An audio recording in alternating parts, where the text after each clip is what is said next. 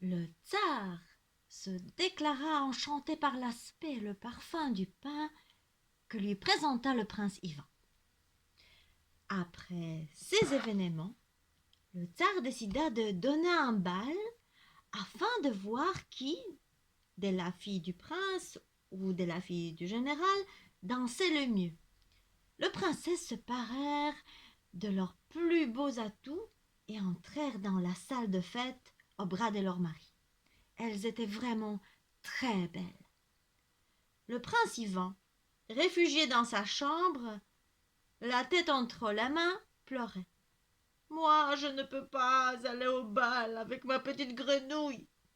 À cet instant, la grenouille sauta de son plateau d'argent et dit Ne pleure pas, prince. Va au bal. Je t'y rejoindrai dans 1 heure. Le prince Ivan fut très étonné, mais il pensa à la chemise brodée, au pain cuit à point, et se convainquit que la grenouille était faite. Il se rendit donc au bal, le cœur en paix. Dès qu'il fut sorti, la grenouille se débarrassa de sa peau, appela ses servantes et leur dit « Allez à l'étang et rapportez-moi la robe la plus élégante et la plus fastueuse de ma garde-robe. » Un instant plus tard, elle était prête pour le bal. Elle portait une robe lamée d'argent, brodée de perles diamants, et répandait une lumière si vive que les yeux en étaient éblouis. Lorsqu'elle parut dans la salle de fête, tous les assistants restèrent immobiles à la regarder. Alors elle sourit au prince Ivan qui, accourant à sa rencontre, la prit par la main et l'accompagna devant le tsar. « Père, dit-il, voici ma femme, la princesse Grenouille. » On passa à table et le repas commença dans la joie générale. Les 2 belles-sœurs n'avaient d'yeux que pour la femme d'Ivan et l'imitaient en tout. Soudain, elles s'aperçurent qu'à chaque plat qu'on lui présentait, la princesse cachait une bouchée dans sa manche gauche et que de chaque boisson, elle cachait une gorgée dans sa manche droite. Elles s'empressèrent d'en faire autant. Les bouchées de nourriture dans la manche gauche et dans la manche droite, des gorgées d'eau et de vin. Dès la fin du repas, le tsar ouvrit le bal. Ivan dansa avec sa ravissante femme. Tous les invités les regardaient, enchantés de leur grâce et de leur beauté. Soudain, la princesse agita sa manche droite et de nombreuses fleurs très parfumées tombèrent avec légèreté sur les dalles de marbre.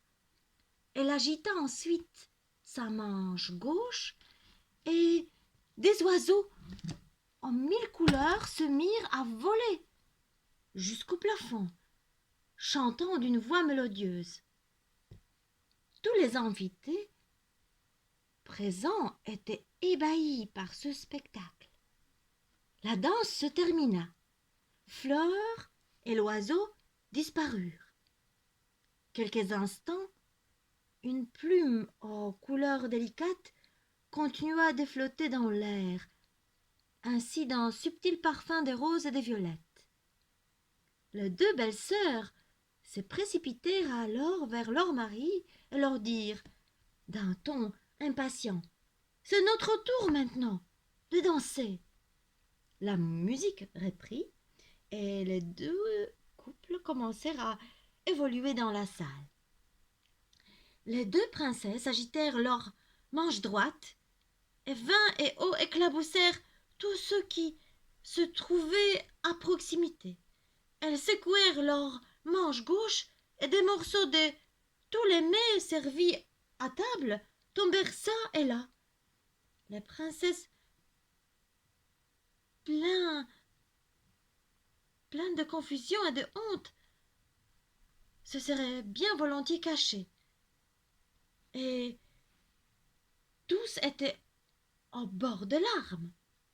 Quant au tsar, qui, au fond, se divertissait énormément, il donna l'ordre de suspendre le bal. C'est la princesse femme du prince Ivan qui a gagné, proclama-t-il d'un ton solennel. Et tous les invités furent de son avis. Au cours de la nuit, pendant que la princesse dormait paisiblement, le prince prit la peau de grenouille et la brûla dans la cheminée, puis se coucha. Mais le lendemain matin, sa femme le salua, les visages couverts de larmes. « Mon époux chéri, dit-elle, tu as été trop pressé. Quelques jours encore et mon temps d'épreuve était terminé. J'aurais pu vivre tranquille à ton côté. Maintenant, il me faut te quitter et retourner chez les 3 vieilles femmes du bois. » « Je ne comprends pas, dit le prince, le cœur serré. C'est très difficile. Je le sais, soupira la princesse. Sache seulement que les 3 vieilles femmes du bois, il y a très longtemps, aidèrent mon père dans une longue guerre pour la défense de son royaume. Ce royaume où l'on accède en plongeant dans les temps. Mais mon père ne tient pas sa parole et 3 vieilles femmes me prirent comme otage. Au fond, elles m'aimaient. Elles me transformèrent en grenouille. Je devais rester telle jusqu'à ce qu'un prince m'épousât et me fit vivre toute une année près de lui. Cette année était magnifique, mais cette année allait se terminer dans quelques jours seulement. Hélas, tu as brûlé la peau de grenouille. Je dois donc retourner chez les 3 sœurs du bois. Qui sait quand nous nous reverrons? Adieu. Le prince Ivan essaya en vain de la retenir, mais elle avait déjà disparu. Sans perdre de temps, il alla raconter à son père ce qui venait de se produire. Puis il se prépara à partir, non sans avoir longuement interrogé tous les savants de la cour. Il apprit ainsi que les 3 sœurs sorcières vivaient dans 3 isbas de la forêt, tout au bout du monde. Il s'est mis en route et marcha toute une année. Enfin, il se trouva devant une maisonnette où il fut accueilli par une vieille femme qui semblait 10 fois centenaire. « Tiens !» s'exclama-t-elle sans étonnement. « Voilà plus de 100 ans qu'un Russe ne s'est pas aventuré jusqu'ici. Que cherches-tu? Que veux-tu ?»« Je cherche la princesse Grenouille, ma femme, » répondit le prince Ivan. « Tu en as bien mis du temps à venir, hein? Peut-être ne se souvient-elle même plus de toi. » Les premiers jours, elle parlait beaucoup de son prince. Elle est demeurée chez moi 1 an, mais maintenant, elle est chez ma 2e sœur. Ivan remercia la vieille et se remit en route.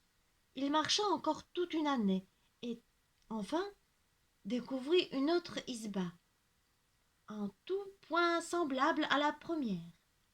Il entra et fut un peu surpris car il vit, assise, une 2e vieille femme qui semblait être la sœur jumelle de celle avec laquelle il s'était entretenu. « Bonjour, petite grand-mère. Comment as-tu fait pour arriver jusqu'ici ? » « Je viens chercher ma femme, la princesse Grenouille. Tu as mis beaucoup trop de temps à venir.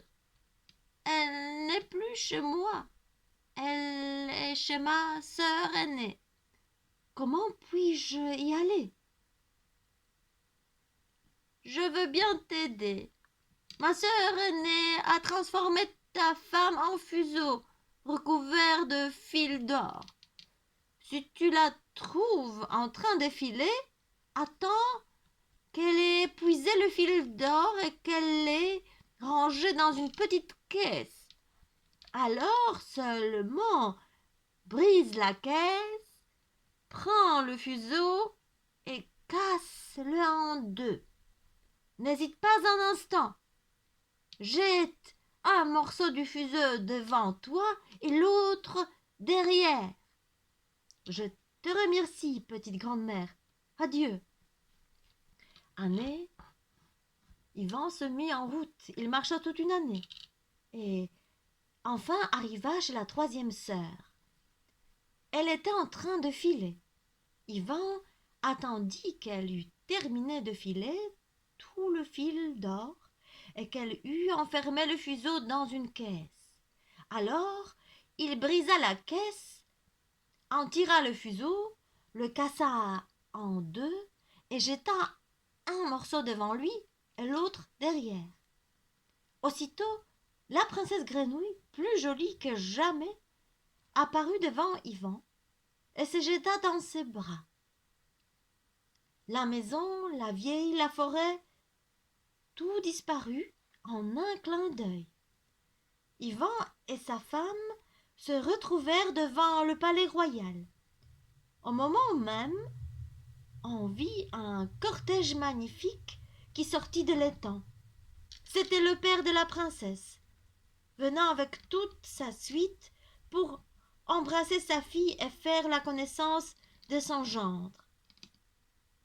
Il y eut beaucoup de fêtes, aussi splendides les unes que les autres, et tous furent heureux, y compris les deux princes et surtout leurs femmes, qui s'étaient enfin décidées à se réconcilier avec leur belle-sœur. Mais les plus heureux furent, vous vous en doutez, le prince Yvan et sa très jolie épouse, la princesse Grenouille, qui avaient acquis leur bonheur après tant d'averses et d'épreuves. Fin de l'histoire.